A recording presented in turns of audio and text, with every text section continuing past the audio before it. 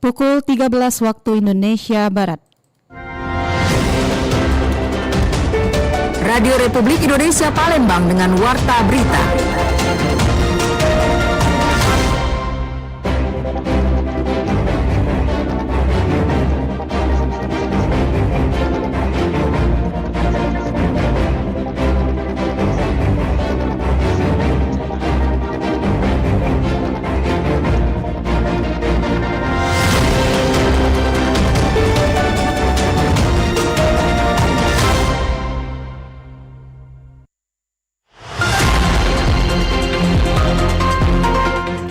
Selamat siang pendengar, Anda mendengarkan Warta Berita Radio Republik Indonesia Palembang, Sari Berita. BPBD Sumatera Selatan imbau masyarakat tidak melakukan pembakaran menyusul kabut asap yang terus meningkat. Ditres Narkoba Polda Sumatera Selatan kembali memusnahkan barang bukti narkotika berupa sabu seberat 2,6 kg dan pil ekstasi 196 butir dari 22 orang tersangka. Inilah Warta Berita selengkapnya di Rabu 26 Agustus 2026. Saya Ega Duyanti.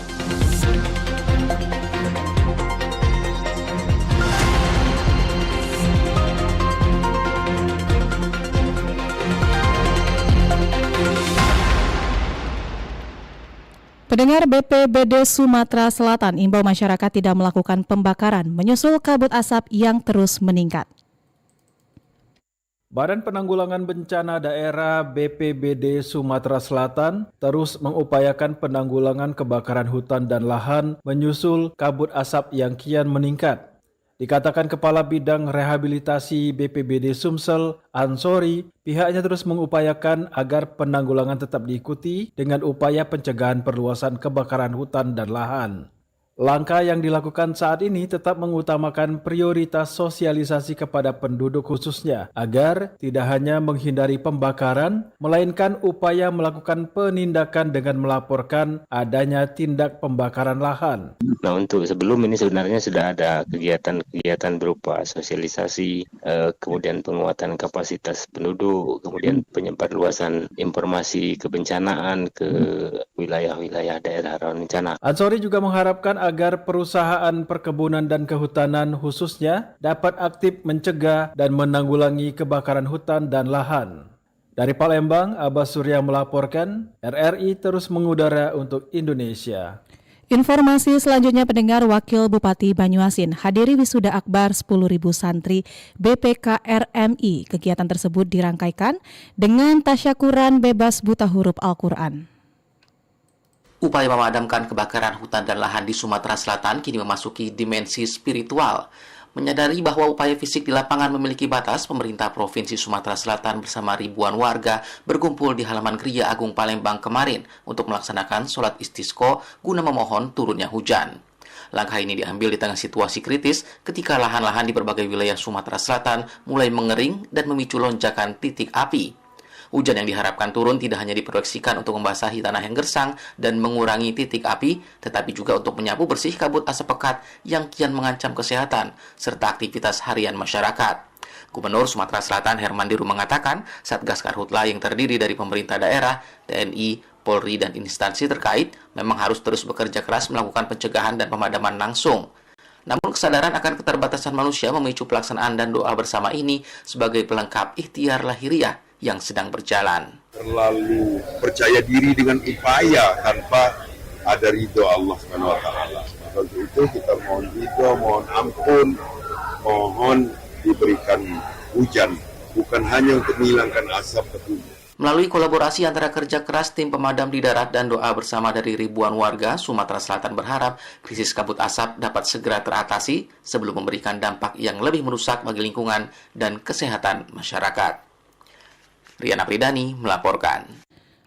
Dan pendengar, tadi adalah informasi mengenai sholat istiqo di Gereja Agung. Gubernur Sumatera Selatan mohon hujan untuk atasi karhutla dan krisis air. Dan pendengar, ya, kita beralih ke informasi selanjutnya.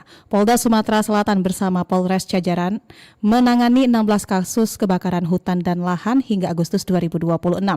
Dari penanganan tersebut, polisi menetapkan 20 orang sebagai tersangka dan seluruhnya telah ditahan.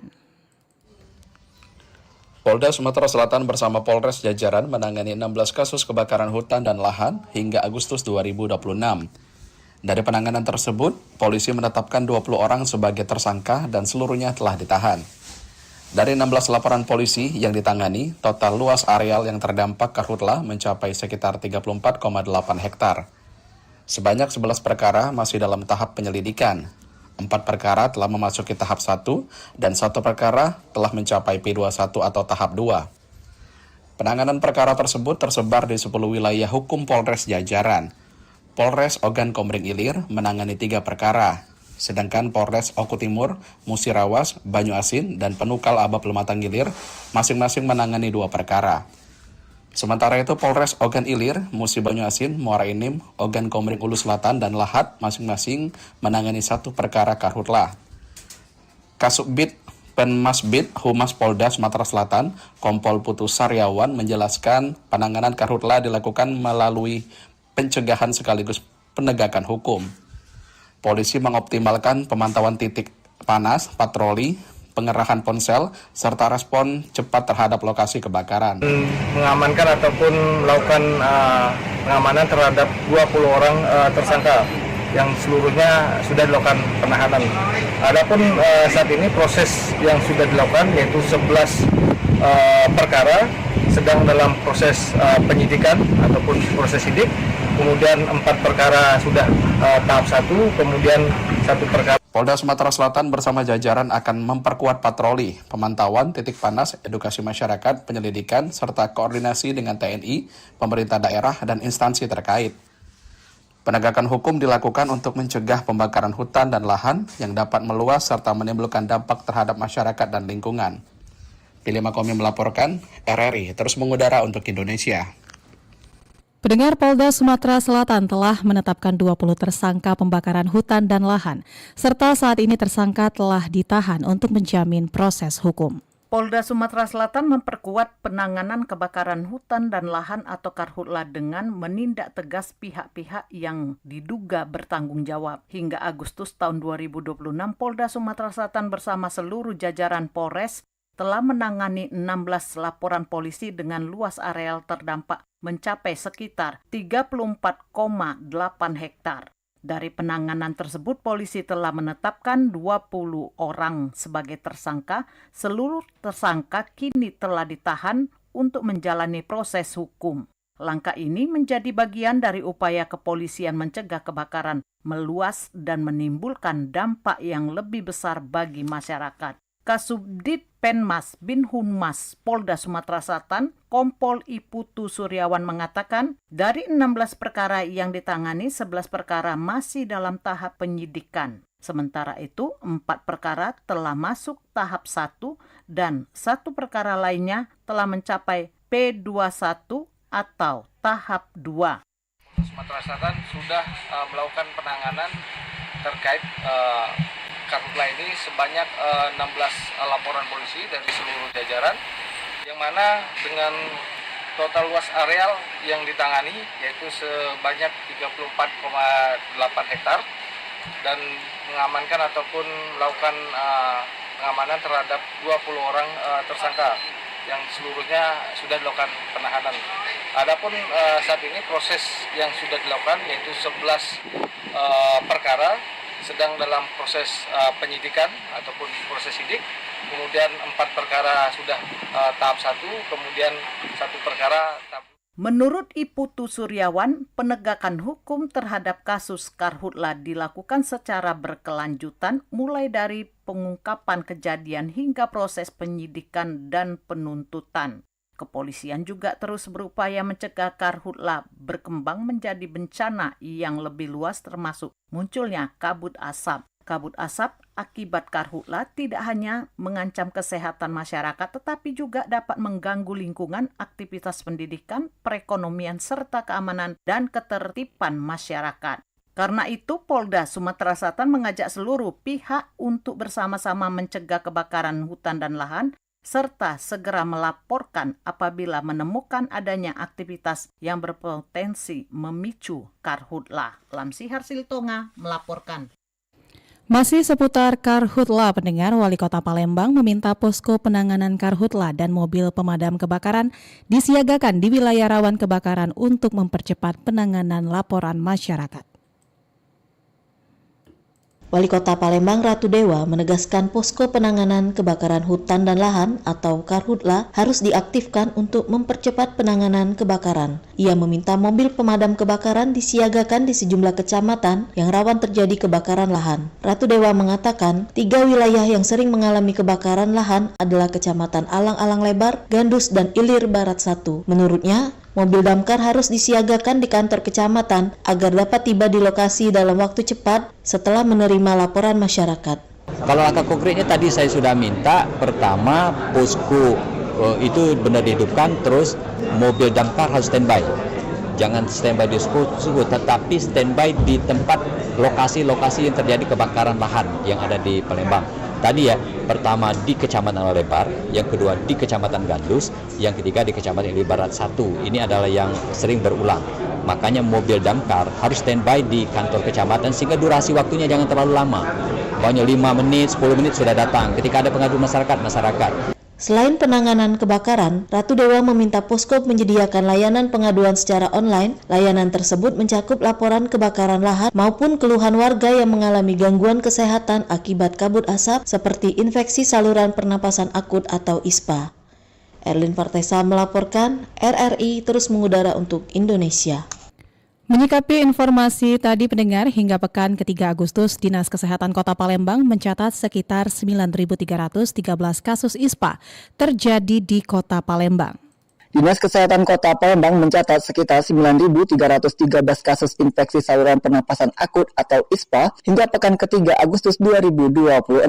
Jumlah tersebut terpantau dari 42 puskesmas yang tersebar di 18 kecamatan, dengan rata-rata sekitar 3.000 kasus ISPA tercatat setiap pekan. Kepala Dinas Kesehatan Kota Palembang, Penti Aprina, mengatakan kasus ISPA dapat berubah setiap hari seiring dengan kondisi lingkungan dan kualitas udara. Menurut Penti, salah satu wilayah dengan kasus ISPA terbanyak berada di Kelurahan Jakabaring dengan 59 kasus, disusul wilayah Ilir Barat 2 dan Sukarami. Penti menyebut kondisi kualitas udara di Palembang masih dapat berubah dari waktu ke waktu. Karena itu, masyarakat diminta terus memantau perkembangan kualitas udara dan meningkatkan perlindungan diri, terutama dengan mengurangi aktivitas di luar ruangan ketika kondisi udara kurang baik. Ya, jadi minggu ini di akhir minggu ketiga bulan Agustus ini tercatat lebih kurang 9.313 kasus yang positif, yang sakit ISPA. Artinya upaya-upaya yang dilakukan promotif dan preventif itu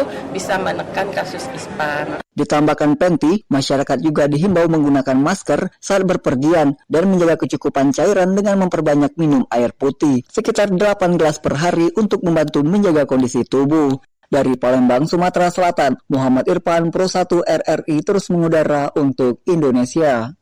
Pendengar, warta berita ini disiarkan secara langsung melalui dari program 1 Palembang frekuensi 92,4 FM dan disiarkan juga melalui stream YouTube Pro 1 RRI Palembang dan aplikasi RRI Digital yang bisa diunduh melalui Play Store dan juga App Store. Anda masih bersama Warta Berita RRI Palembang.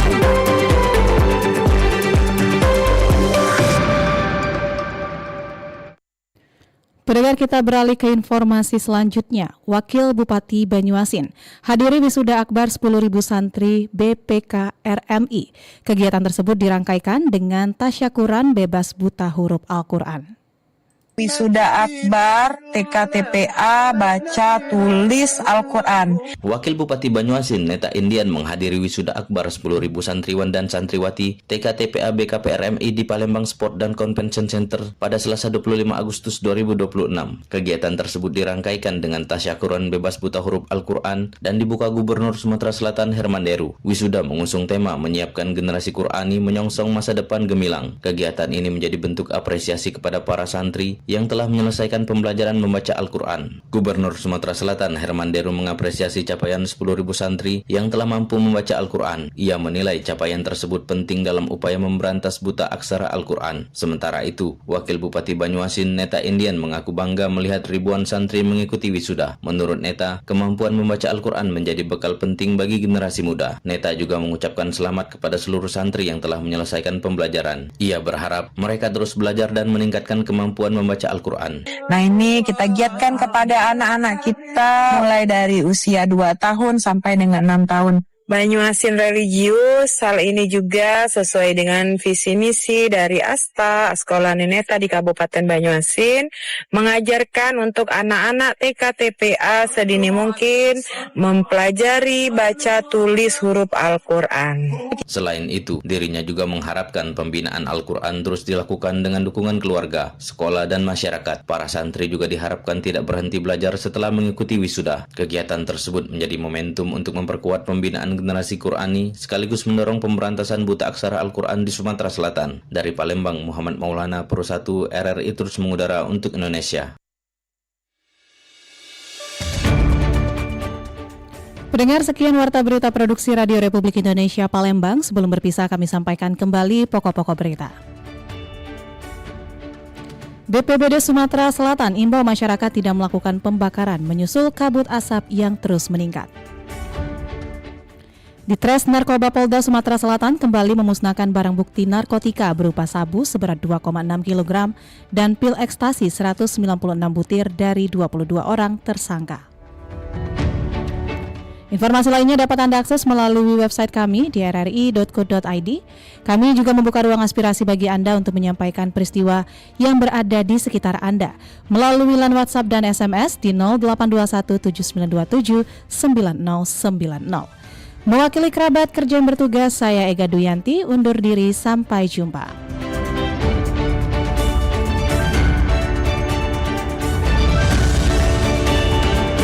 Demikian Warta Berita Radio Republik Indonesia Palembang.